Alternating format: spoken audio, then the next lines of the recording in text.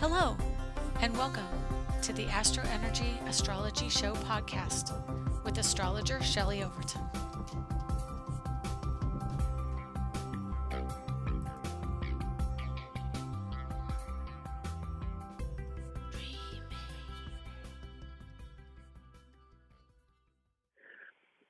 All right, hello, and welcome to the April 22nd, 2021 edition of the AstroEnergy Astrology Show podcast with me, your astrologer, Shelley Overton. I'm an astrologer in Central Florida. I want to welcome you, and hopefully all of the sound is recording properly. It looks like it is. And so today we are going to talk a bit about the upcoming Pluto Retrograde. That'll be fun. She says, ironically, it won't be fun. Anyway, let's see. What have we got this week? We've got, oh my gosh, we've got a lot of violence, and, it doesn't go unnoted. It has to be noted because it is so obvious. There is violent act after violent act.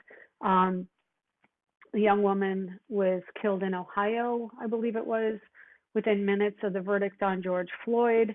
And the thing that struck me was why anybody comes in, even an officer, why anybody would come into a situation and immediately say, I have to use a gun to dispel the energy of the situation. I mean, that is just, it isn't even the first intuitive thing you would think about in a situation like that, anybody. So that was highly distracting and very disturbing, quite honestly. So it's been a really difficult week. I apologize if I'm always looking at my computer's right behind the camera, and I'm trying to find my event chart for some of the George Floyd event. So let me see, events, there we go. And, it was an interesting chart for that. So if you give me a second, I wasn't going to necessarily talk about that. I think it was kind of a secondary thought. So let's just see here. We're waiting. There we go. What I have here is sorry, my nose, it's a rite of passage every week that my nose itches, and this is no different. Okay, so that's not what I wanted. I'm sorry. I'm probably going to edit all this out anyway. There we go. Okay, so the event of George Floyd basically being suffocated was May 25th, 2020 at 8:05 p.m. Minneapolis, Minnesota. And that's the time I have for it. So I'm pretty sure that's accurate from what went on at that time. It was a 28-degree Scorpio rising. And then the verdict, I'm going to do a single chart for the verdict because I find it really interesting that, so the verdict happened according to the judge. They deliberated and came to a conclusion at 1:45 p.m. April 20th, 2021 in Minneapolis, Minnesota. And so that chart is an 8-degree Leo rising with the moon at 6 degrees of Leo. So literally just went above the horizon as the moon came up right as the verdict was being reached. And in this chart, we have the sun at 0 degrees, 51 minutes of Taurus, Mercury at 2 degrees, 45 minutes of Taurus, Venus at 7:23 Taurus, and Uranus at 10:06 Taurus. So there was a stellium in Taurus, 0, 2, 7, and 10, all the first 10 degrees, and they were all right on the midheaven within 8 degrees of orb, which is a conjunction to the midheaven for the sun. So in Minnesota, it was just like what is pretty much the sun up in the middle of the sky. And so there was a square of the sun to the moon, but the moon had gone beyond an exact square and was approaching a square to Venus. And honestly, personally, I've told you time and time again how I think trines are a little bit more difficult than squares. Yes, squares can be friction, but squares get things done. They shift energy. And the sun, Mercury, Venus, and Uranus all squaring the moon. And because the moon is in the last 2 degrees of the zodiac at that point, so literally just came up on the horizon, means it's in the last degrees of the 12th house. And so it's kind of like a culmination of a story, and it is an indicator. So within 2 degrees of the rising sign, that was, in my opinion, even though it was a square to the stellium and Taurus, it was in the public eye, and it was what was going on in the subconscious of the collective, because that's what the 12th house is. It's the lack of barriers between people. And then it had a Mars at 28 degrees Gemini, and the day he was murdered, it was a 28 degree Scorpio rising. So there's a square energy, or maybe it's an inconjunct. My apologies. I think it's inconjunct. Yeah, inconjunct energy to Scorpio rising of the verdict happened with an inconjunct to the rising sign, but they were both at 28 degrees, which is, again, end degrees of a sign, end of life. And interestingly, Mars was in the last degrees of his 7th house of the murder, right on the north node of George's death. So Mars at the end in Gemini is kind of like the communication and the action, and the north node is a fate moment. So I find it really interesting that the north node is triggered in the chart of the verdict, on top of the fact that Mars really took the energy of Mercury at 26 degree Gemini for the day of the murder, going to the north node. So the north node expanding out in an energy that has to be learned, and in the collective that has to be learned, because that was a collective moment. The moon on the day George died was at 13 degrees Cancer, and really that falls right between the north node of the day of the verdict and the moon. So it falls in the 12th house. Again, the moon being the emotional life, the sense that this is family and this is something that has to be done on behalf of family. The verdict was also Jupiter at 26 Aquarius and Saturn at 12 degrees Aquarius. And I want to say the thing that really stands out to me is on the day of the verdict was the stellium in Taurus. And because it has been a very strong month of violence, and that's really when all the planets that are now in Taurus, with the exception of Uranus, were in Aries. And that just meant, like I've been saying the last few podcasts, that the Aries desire to express, coupled with Mars in Gemini, War of Words, really put forth this energy of aggression that we were seeing. And then Taurus, when all these planets last week just moved into Taurus, it calmed it down, it massaged the collective, especially Uranus in Taurus is about love in the collective. And I would say probably not such a dissimilar energy from Neptune and Pisces, because Uranus is an energy of collective understanding, and Venus ruling Taurus joins that sense of love with humanity that Neptune has and has shown and is going to continue to show. As Neptune is in the last 10 degrees of Pisces, Neptune is really expressing in a very subtle way at times, but really if you look at society, we are feeling this need to right the wrongs and to embrace all people and show universal love.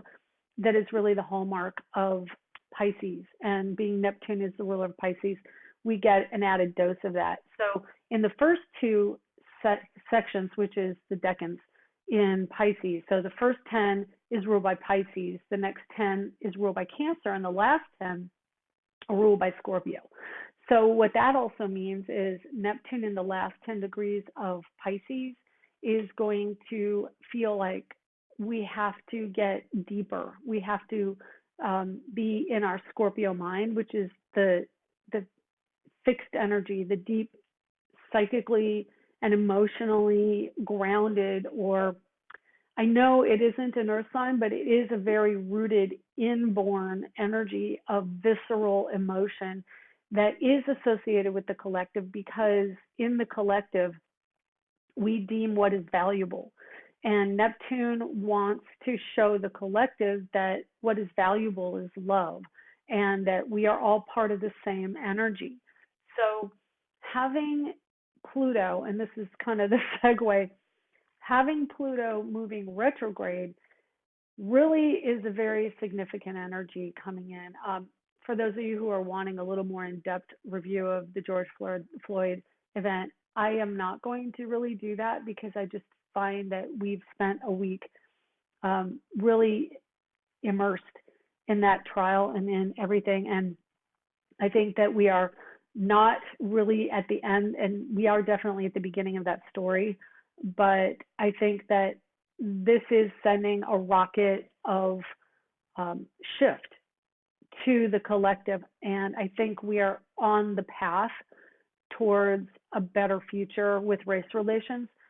But we, of course, because in America, society is still very split politically, we are taking baby steps, honestly. And it's good and it's a shame, because honestly, in my point of view, having so much Pluto/Scorpio in my chart, it is a visceral reaction. I'll use that word a lot because it really is the energy of Scorpio and the energy of Pluto.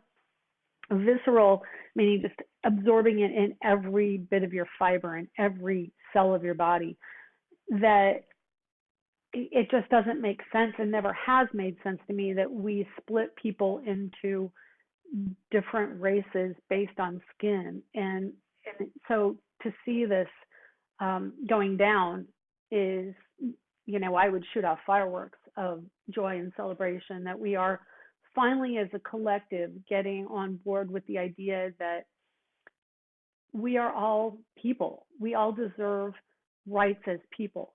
And so having the decision, I'm a little cynical.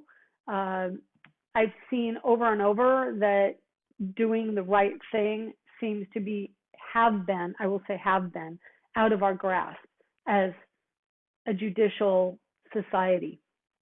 But the verdict, maybe just a modicum, brought back a sense of hope for the future. And being an astrologer, I know that we are moving towards a more humanitarian future, and that a lot of the energy that we have felt from, in my mind, I've got a lot of ideas going on, so I'm just going to kind of say what I'm thinking, that the energy of the society, of collective societal systems, has been based on ego drive and the material world, which is very much Pluto in Capricorn, or Capricorn in and of itself. Pluto being the roto-rooter, which I think is a really good visual for the zodiac of Pluto, because Pluto will go into your deep pipes and take out the grunge and address the grunge. And that's what Pluto has been doing in Capricorn since he went into Capricorn. Now, you can do that, and it is uncomfortable, because now we not only have to dig deep to the things that we try and flush away, and I'm sorry for the metaphor, but when it's presented, we have to look at it, because it is our stuff. It's us. It's what we've tried to remove ourselves from, to distance ourselves from as a collective. And the process of Pluto going direct, retrograde, that happens every single year. Like I said last week, there's only about 1 degree of movement a year, or maybe 1 to 1.5 degrees a year of Pluto through the zodiac. And so Pluto goes forward, makes steps at saying, hey, have you seen this?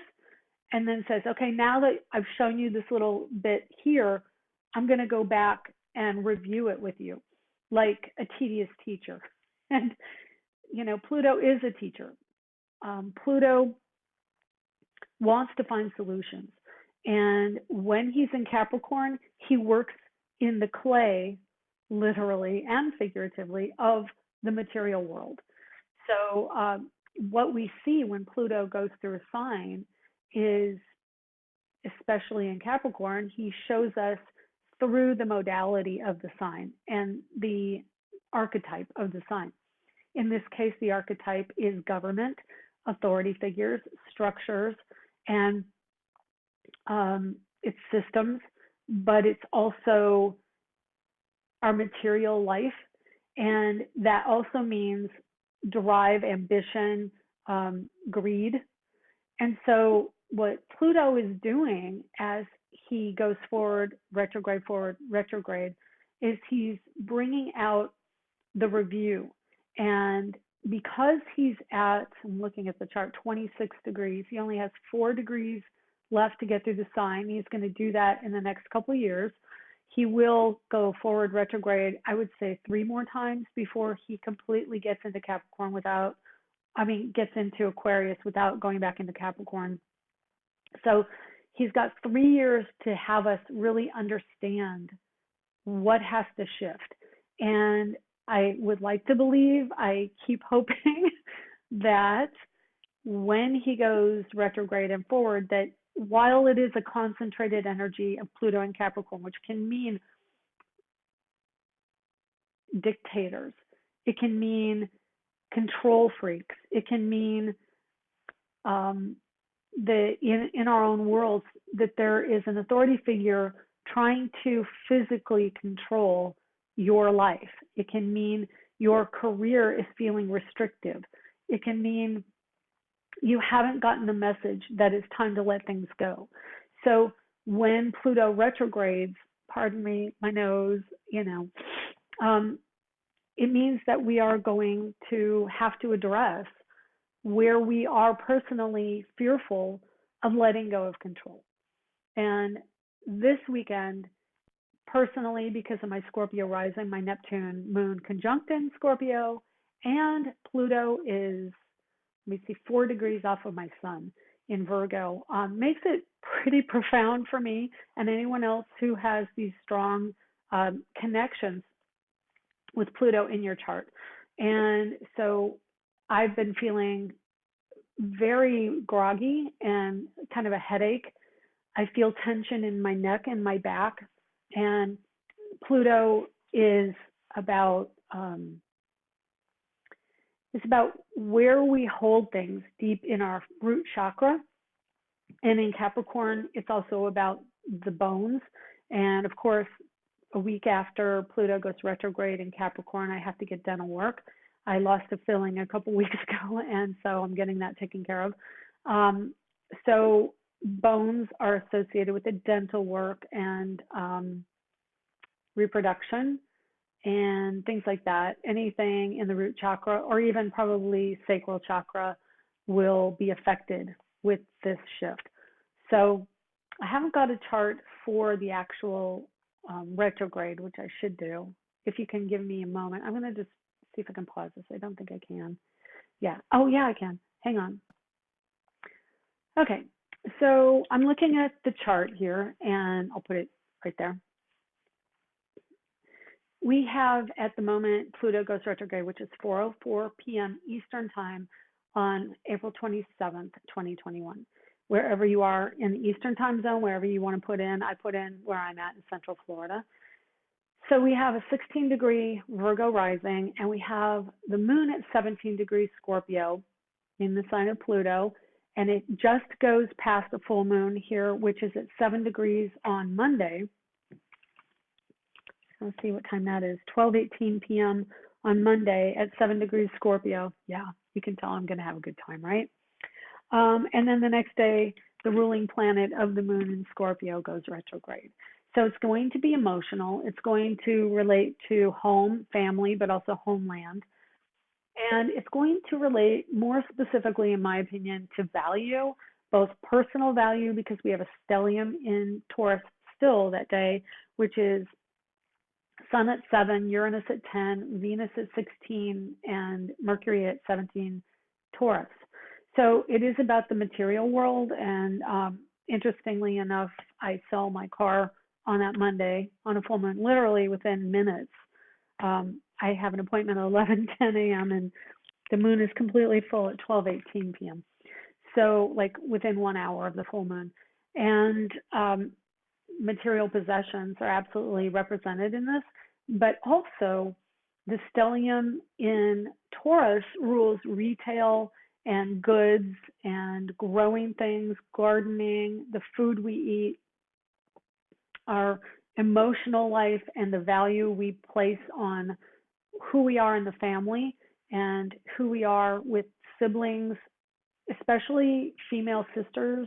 Female sisters only kind. I was going to say females and sisters, but sister siblings. So because Mercury in Taurus is 1 degree off of Venus, and so there's a definite strong connection to that at that day, at that time. Pluto retrogrades in conjunct to Jupiter at 27 degrees Aquarius. So definitely an association with people of foreign cultures there, and the collective, and understanding how we in the government, or we as the people, tell the government to deal with foreigners. And this is every country, it doesn't have to be just America. Mars is at 2 degrees Cancer, trine to the Jupiter in Aquarius. Again, as I said, Aquarius is trine in Gemini, but because Mars went direct, or went into Cancer, it is still trine, but it is past an exact trine. Currently, right now, we are feeling that trine energy because Mars actually, let's see, the now chart has it 2 degrees past, but it's still in Gemini. So it's still trine by element, which is air. And so as Mars today, which is Thursday, is in air, it means that we are about thoughts, ideas, and communications. We are wrapping up the drive to have multiple ways of dealing with things, multiple actions taken, and probably confusion over going this way or that way. When Mars goes into Cancer, it is a culmination of the energy of Mars in Gemini. In other words, we are able to bring it down into an emotional expression. And because air and water don't tend to mix really well, even though we could get into the technical side, air, of course, the element of oxygen, and that's in the element of water. So there is a connection there. But as an astrologer, I would not put air and water together romantically, but the two together create steam, create this kind of moody, broody energy that Mars in Cancer will show us. And because Mercury is the ruler of Gemini and Mars is in Gemini today, we're answering to Taurus. And Taurus, everything seems to be answering to Taurus right now. Mars moving into Cancer answers to the moon. The moon today is in Virgo. Virgo is ruled by Mercury. Mercury is in Taurus. Taurus answers to Venus. Venus is in Taurus, her own sign.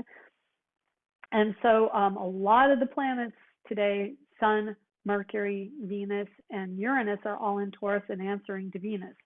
So it is a shift to women. When Mars goes into Cancer, there will be a stronger focus on a softer, receptive energy.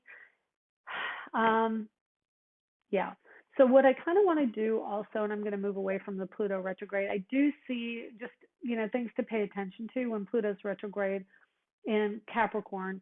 It will be revisiting the hierarchy and seeing how the structure, which is going to be shifting, how that doesn't work anymore, but we see it through an increase or an expression of the last gasp, so to speak, of hierarchical thinking of I'm above you and you have to learn from me.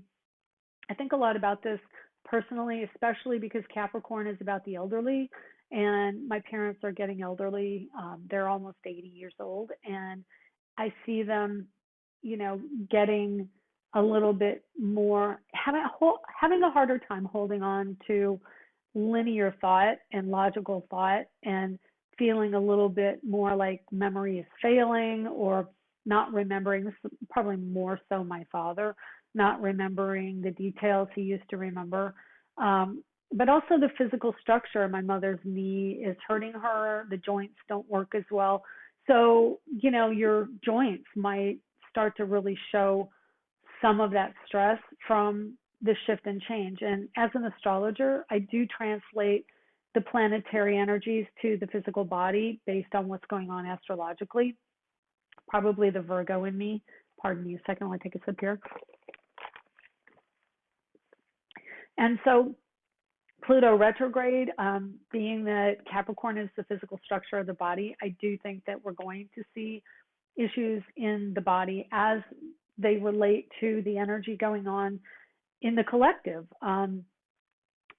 As you start to be more aware of a spiritual side, or if you're on that path or just starting that path, when energies shift astrologically, they do affect the physicality of our bodies, and in different signs, they oversee different parts of the body. I'll give you a quick rundown of that. I am very much kind of just talking stream of consciousness for this podcast. I do have kind of an overarching outline, but I really want to give you things that are new every week. And, when the planets take so much time in a sign, a whole month in Taurus and a whole month in Aries, you tend to repeat yourself with a few things. So I'm trying to bring in some other interpretations. But having that Capricorn energy, it's about the body. When you open up spiritually and seek out the new way of interpreting energies, you'll see that we react to the flow of energy within the physical form. So to give you a rundown of the areas that each sign rules in the physical body, it's pretty simple. You go head to toe. So Aries is the head, Taurus is the neck and the vocal cords, and how we express ourselves through speech. The lungs and the chest are Gemini, and the hands. We also have the chest for Cancer, and Leo is the heart. I mean, it seems like everything's in the torso, but yeah, Leo rules the heart. And so people who are Leo can have heart issues. We've got Virgo is the intestines and digestive system, and a lot of Virgo energy, you hold energy in the intestines. I know when I fly, that's the first place I get, the butterflies in my stomach, and digestion is always where my nervous energy goes. And then Libra is balance. And honestly, what rules Libra? Or Libra, what does Libra rule in the body? Why am I not, I'm blanking on that. Oh my God. Let's pause. Okay, we looked it up because honestly, I don't know why I never really thought much about Libra. Libra rules the kidneys and the endocrine system and the lumbar support area, which makes sense because I was thinking, wait a minute, I know intestines for Virgo and reproductive organs for Scorpio, but I would have put kidneys, and I looked it up. Kidneys go with Libra, but I would have put that with Scorpio. But I'll give it to Libra because it is balance, and there are two of them, which makes sense. So, and I've got this on, I Googled it, which is the buttocks. So interestingly enough. And then Scorpio, like I said, rules reproduction and sex organs, and all of that in the body. And then Sagittarius is the legs, and that's why you'll see Sagittarians need to walk, move the legs. They're always on the go, go, go.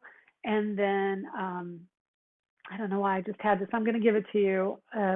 The wings on the feet for Mercury, that has to relate to something. So keeping active is also a Gemini thing. So short distance travel in Gemini. So maybe there's an association with the Achilles tendon to Gemini as well. That just came in.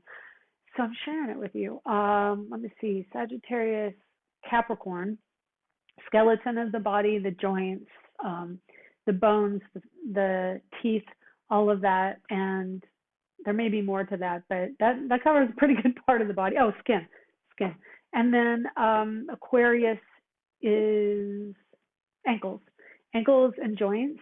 And then also Pisces is the feet. So head to toe, every part of the body there. And then that also means like when Neptune retrogrades, which rules the feet, you may have foot issues.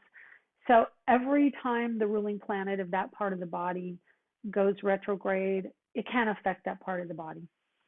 Okay, so what else have we got here? Let's see. I wanted to kind of go planet by planet. So I'm going to go Moon in Virgo today, 1 degree Virgo. So it's there for 2.5 days. If you're listening to this podcast, I'm going to start posting my podcast initially, if I can, if I have time to record it on a Thursday. I'm going to put it on Patreon, and you can go to Angelic Zodiac on Patreon.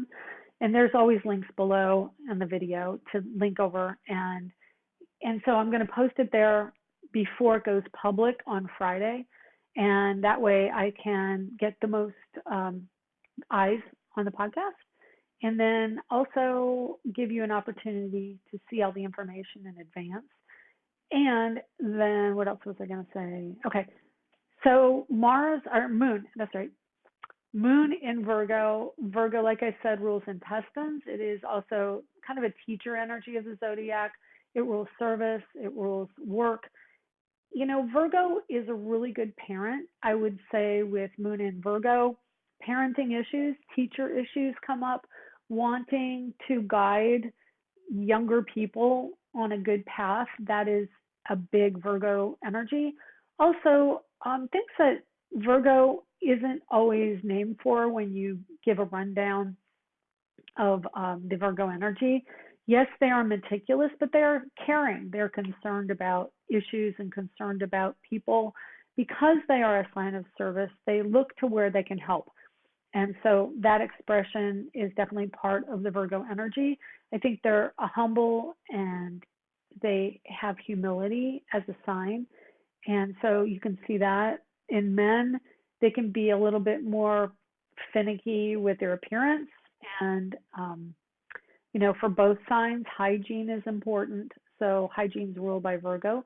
And anything in the hospital, so a couple of days of that hand washing energy probably going to be in the forefront of your mind, keeping things clean and neat, and analyze everything, you know where your T's are crossed and your I's are dotted.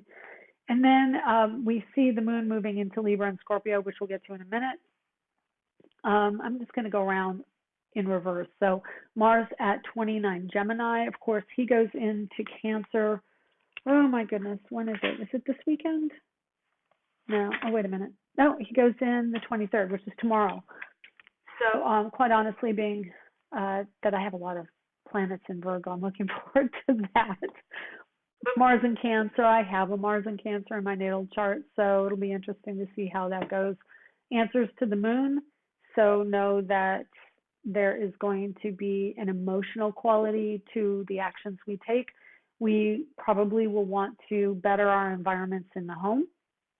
We want to maybe decorate. We want to cook and feel nurtured and connect to family. That will go on for the month of May.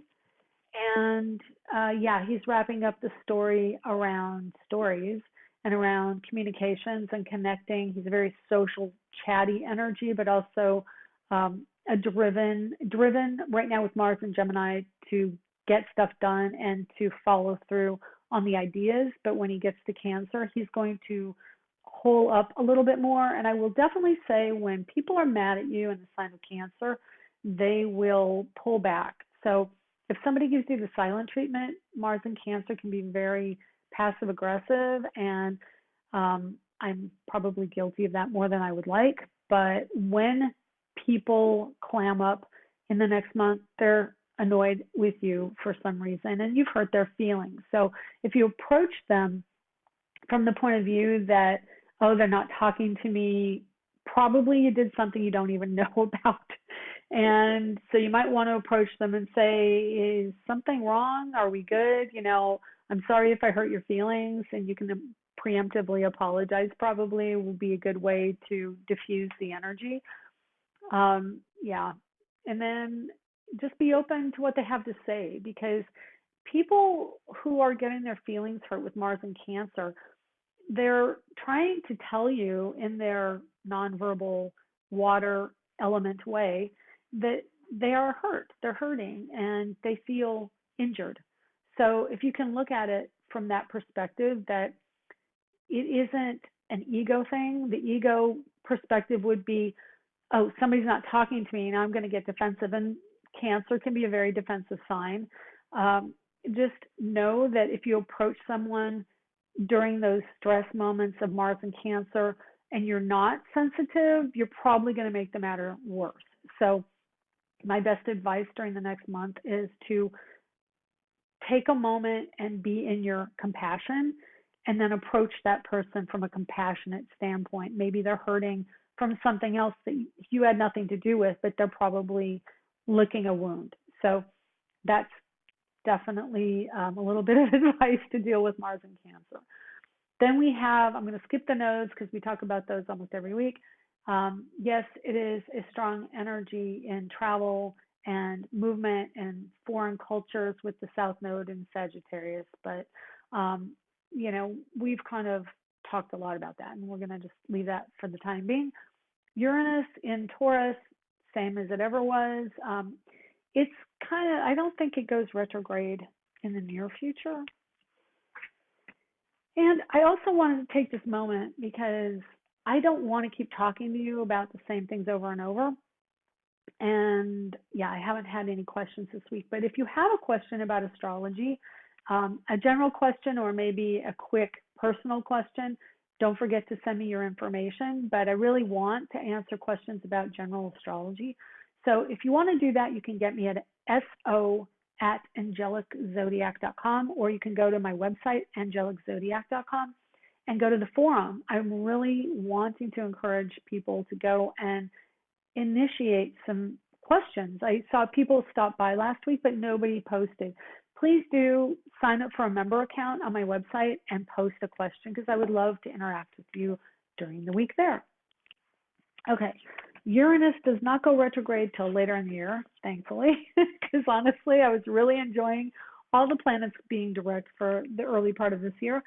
But we are going into the retrograde season, so it starts off with Pluto retrograde in April, and then Saturn is in its shadow, has been in its shadow since mid-February, but goes retrograde on the 23rd of May. And so I'm just going to leave that right there. I don't want to get into the retrograde season very deeply. And so, yeah, we've got, I'm just going back to my ephemeris here, Uranus and Taurus. So again, it's going to be about technology and sales. Now is a really, really good time, the next couple of weeks, for online sales and retail and things of beauty, decorations. I've got my earrings, just made these yesterday. I think they're so cute. Let me see if I can get them closer. They're really long. I got some of the findings, which is the pin that you put them on. They were fairly long, and I wanted to see how long they were. I like them because they're very noticeable. But if you're interested in that, you can also go to shelleyoverton.com. Okay, that's all my advertising. And Taurus definitely advertises the retail goods. And so look for new and interesting products to be coming out in the next few weeks. With Venus in Taurus, she's joining Uranus. This particular energy of the Pluto retrograde could definitely trigger some Earth elemental shifts. That means inclement weather. And having Uranus and Venus in Taurus conjunct is Earth energy. So earthquakes, Pluto in Capricorn is earthquakes, volcanoes, eruptions, shifts, change of structure, so potential falling structures. I think if that does occur, it's only going to drive home the need for infrastructure, which is also a bill that's coming out now. So it'll be interesting to see what the next 5 or 6 months of Pluto retrograde does for the infrastructure bill. I know it's potentially going to go back to the drawing board because there are shifts and changes in politics, Pluto, and around insurance and structured government systems, all that. I beat that to death.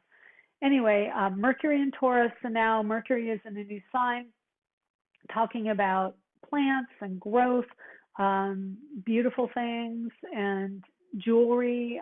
Leo, when we get Leo planets, Leo moons, Jewelry is a big thing there. Also, Taurus planets have connection to sparkly, pretty things. And then the sun there, our egos are attached. So again, Taurus is about money, monetary systems, and love.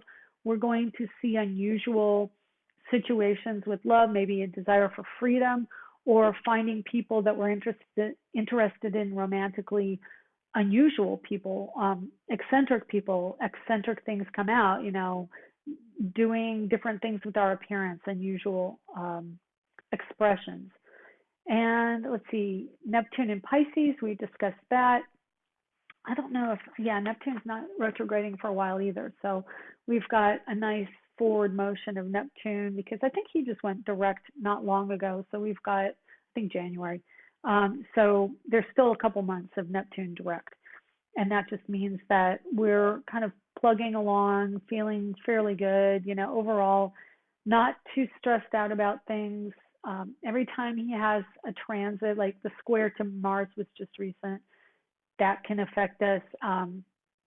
We are feeling that the way we are wanting to act with Mars and Gemini has been at odds with our emotional life, and there's a clarity of an air sign squaring water sign. So there's a clash between clear-mindedness and feeling delved into our emotions. We're going to go deeper into the emotions with the Mars in Cancer. Just giving you a heads up, it's going to be much more of a closed off, circling the wagons kind of energy for the next month. And then Jupiter in Aquarius at 27 degrees. So this energy, maybe I'll talk more about it next week, but Jupiter is about to move into Pisces in May. And so he is at the end degrees of Aquarius, which of course he will retrograde back over during the course of the summer, more into June and July. And so whatever's happening now, pay attention to it because Jupiter, he rules travel, long distance travel. He can rule selling of homes. It's teachers in general, learning, growth, spirituality. If you're being drawn towards unusual spiritual energy, in other words, maybe all your life you've been very dogmatic, very attached to your belief system. You're starting to go, wait a minute, is this working for me? And what am I going to do about that? Do I want to shift and change where I am heading spiritually? Or maybe it's just coming into you that there are other ideas. I have a friend who actually, she was kind of a friend through my daughter when she was in softball. And we connected lightly. Socially, we didn't really do much more than the softball. But now she's going through a whole life upheaval and shift and change. And she has been opening up like crazy spiritually, to the point where I think she's starting to really channel. And she was already somewhat psychic, and now she's starting to really channel some energy. And she's in Taurus. Her birthday is on Monday, so happy birthday. And if she listens to this, she'll know who she is. But I've got a couple Taurus birthdays coming up this week, so happy birthday to my Taurus friends.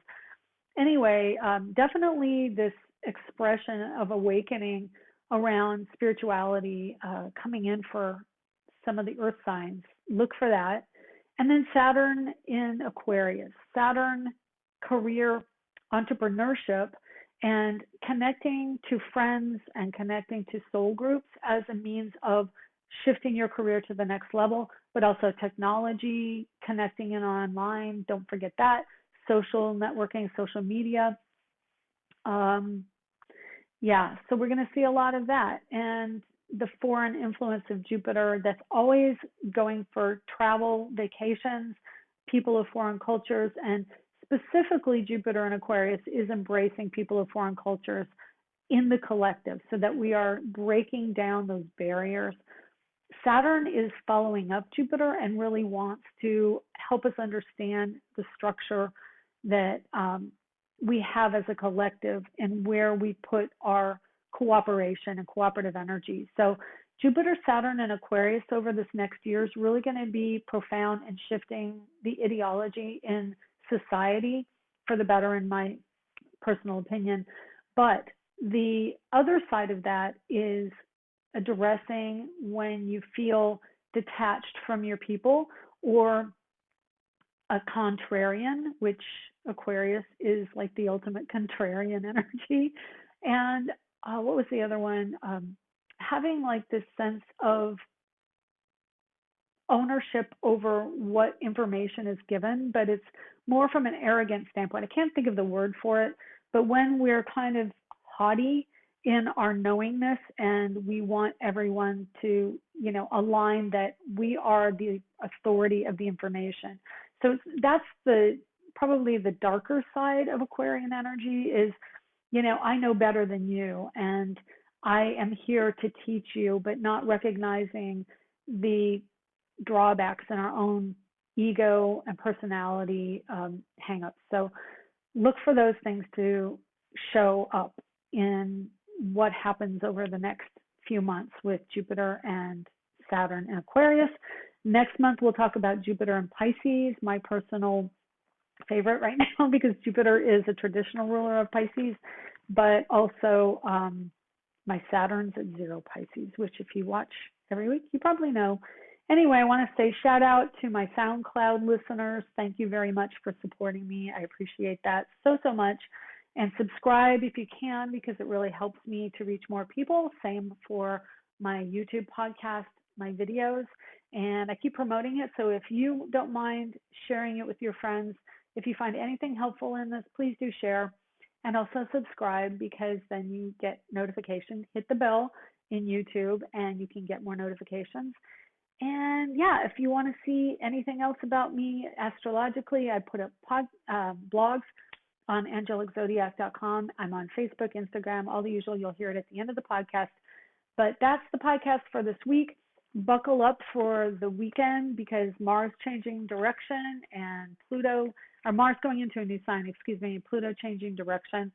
Pretty hefty. Full moon in Scorpio. It's going to be a 1-2 punch, power-packed, but by the same token, Scorpio really opens up to a psychic awareness.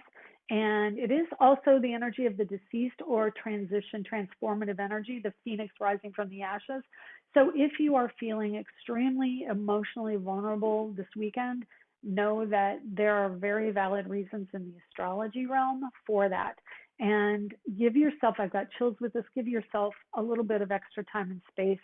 Nurture yourself. Do things that are more scorpionic. Take a bath. You can even write those emotions down. I find that to be a tremendous help in getting out a lot of the deeper emotions that we feel we're all alone in. And anyway, know that I love you. I care about you.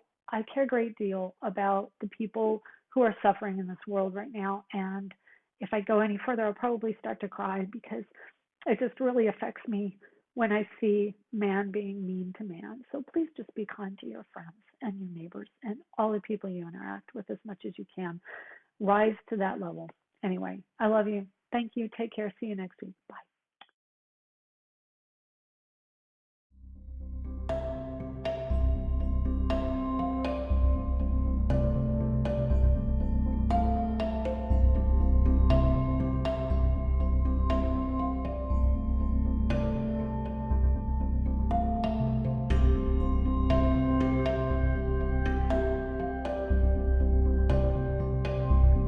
Listening to the AstroEnergy Astrology Show. If you would like to get a private reading with Shelley, please contact her through angeliczodiac.com or so@angeliczodiac.com. You can arrange a reading through the Angelic Zodiac page at facebook.com as well. Check out Angelic Zodiac on Instagram for up-to-date information on events, discounts, blogs and planetary transits at Angelic Zodiac 1 on Instagram. If you would like to see Shelley's art, shelleyoverton.com, or for astrology art, go to astroart.net.